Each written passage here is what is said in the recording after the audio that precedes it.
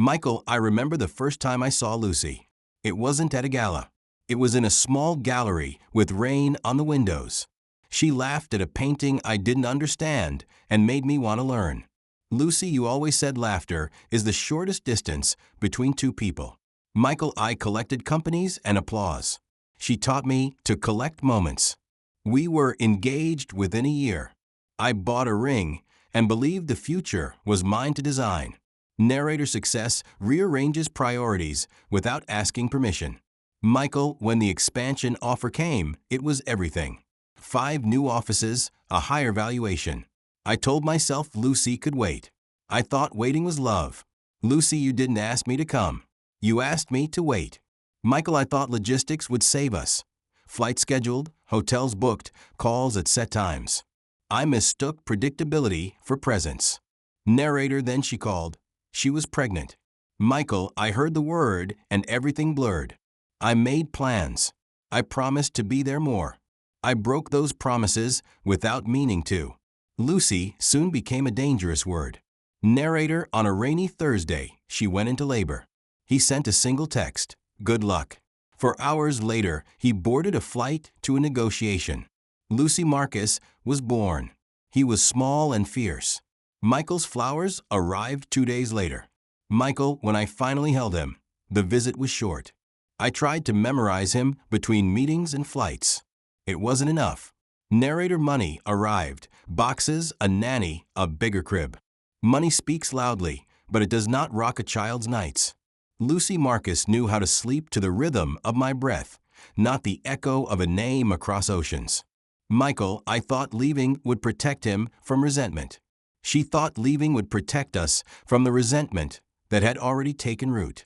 Narrator, Lucy found work teaching art at a community center. She built a life and a rhythm for Marcus. He bought a penthouse and more awards. The marriage unraveled in the quiet of everyday absences. Lucy, when I left, it wasn't dramatic. It was a morning of silence. Michael, we both thought we were sparing each other. Narrator, years passed. Occasional texts about school, dental appointments, bills. His replies were efficient. Her messages were full of life. Michael, I kept doing things the way I had always done them. Measured, scheduled, distant. The world applauded. My private life did not.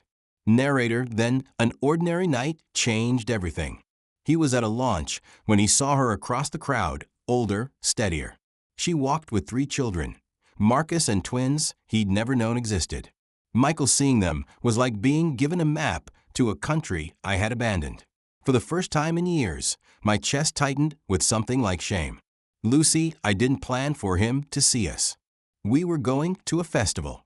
Marcus held the twins' hands like a little guardian.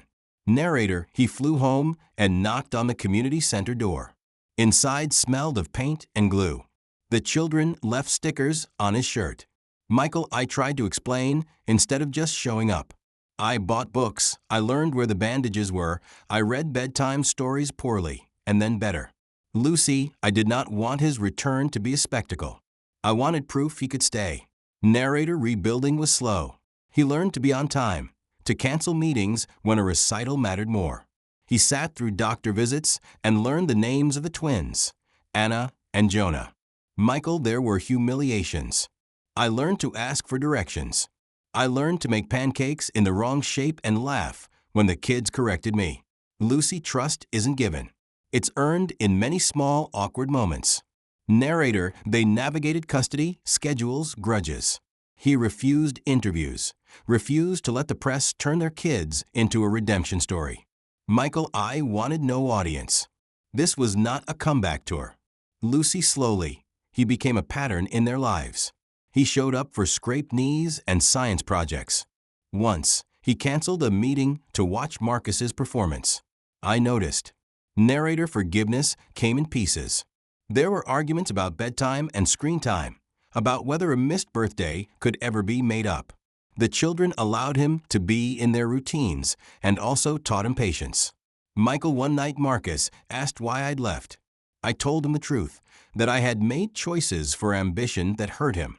He said, okay, and that small word was a kind of grace. Lucy, we carry our past like a scar, but we also choose to keep going. Narrator, there were days that read like a montage. Michael in a glass conference room, his reflection multiplied, making decisions about acquisitions that would ripple through thousands of lives. Lucy in a dim kitchen, assembling lunches with deliberate hands. Marcus at a small desk doing homework while the radio played a lullaby he knew by heart.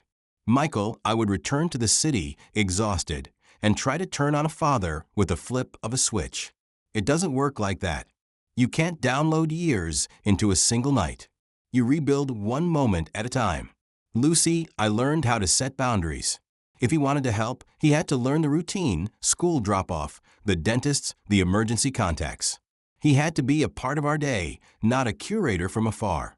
Narrator, he took parenting classes, and there was a scene there that humbled him. A single mother demonstrated how she soothed her toddler with a song she'd learned from her grandmother. He watched people who had fewer advantages show an uncanny tenderness. He left the class with his throat tight. Michael, I thought money could fix things. Watching that class, I realized tenderness was a muscle I'd never exercised. Lucy, he started being the kind of man who could ask when he didn't know and listen when he had no answers. Narrator, in public, rumors circulated. Gossip columns tried to stitch together the story of a man who walked away. Friends offered pity or judgment. Michael's board members worried about optics. He found ways to shut down the microphone. Michael, I fired a PR firm because they wanted staged family photos. I said no, our children are not props. The truth is messier but truer. Lucy, even when reporters called, I declined. Our children needed ordinary days, not headlines. Narrator, there were legal meetings too. The negotiation of time and responsibility that felt, at times, like another business deal. Lawyers talked about custody as if it were a calendar on a screen. Lucy resisted turning their family into litigation. Lucy, we agreed on practicalities, shared holidays, school schedules, a protocol for emergencies. But we refused to let lawyers decide the tone of our children's lives.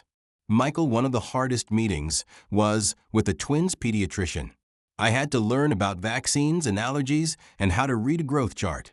The smallest technicalities felt suddenly monumental. Narrator, Anna preferred peanut butter on toast and declared the color purple the most important color. Jonah insisted on wearing mismatched socks because they make his feet sing. Marcus, older and quieter, taught Michael how to be present without flashy gestures. Michael, once, at a school picnic, Marcus asked me if I had ever been lonely. I had to answer honestly. I told him yes, and that my loneliness had sometimes been selfish. He took my hand like a treaty. Lucy, those small acts mattered more than the occasional grand speech. Narrator, there were nights when Michael would return to his penthouse and feel the absence like a physical ache. He would walk through rooms that knew how to be empty and try to remember how to be at home. Then he would return to their small apartment and find that home had shifted around the laughter of children. Michael, I began to understand that building wealth had been my way of proving something to myself. But the most valuable account I had was the one that tracked the nights I spent in a child's bed until they fell asleep. Lucy, one Sunday afternoon, he took Marcus to a museum. They wandered among sculptures and old paintings. Marcus asked about a father in a painting, someone who looked both stern and tired. Michael found himself talking about choices and the weight they carry. Narrator, he tried rituals. Pancakes on Saturdays, a silly handshake invented in the car, a bedtime song with the wrong words that became beloved precisely because it was wrong.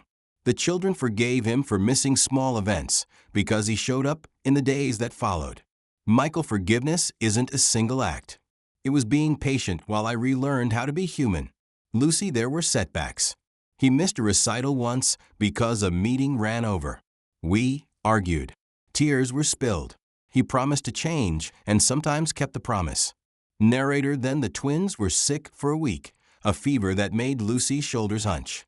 He canceled 3 meetings to stay up nights, to hold warm towels, to count breaths. That week became a turning point. Michael, holding a child through a fever changes you.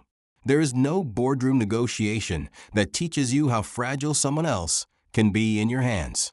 Lucy, you could see his hands changing, softer in the ways that count. Narrator slowly. The city began to forget the scandal and remember the moments. Not because the papers wrote about it, but because the kids' school teachers spoke of a man who had become reliable. The neighbor brought over bread and said, "He's one of the good ones." It was small praise, but it meant his life had been rearranged. Michael, if I'm honest now, I don't want accolades. I want to be present for the life that matters. Lucy, and I don't want to pretend the past didn't hurt. I want honesty and constancy. Narrator years later, at a graduation for Marcus's middle school, they sat together in the audience. Two small heads leaned against their shoulders. He reached for Lucy's hand in the darkness and squeezed. She squeezed back. Michael, we still make mistakes. But the moments we choose to stay have become the story we tell each other. Lucy, we tell the kids the truth, not to shame them, but to teach them how to be accountable. Narrator outside, the city kept moving, relentless and indifferent. Inside, they kept trying, imperfectly and patiently. The house was full of noise and homework and the small human smells that mean life is being lived. Michael, I learned the hard way that absence has consequences. I cannot go back in time, but I can forward. I can show up. Lucy, and I learned that people can change, not miraculously, but through stubborn, ordinary choices. Narrator, the real miracle wasn't that he returned. The real miracle was that they made a life that honored both the children and the lessons they'd been forced to learn. The story isn't neat. It doesn't need to be. It is just long enough to matter.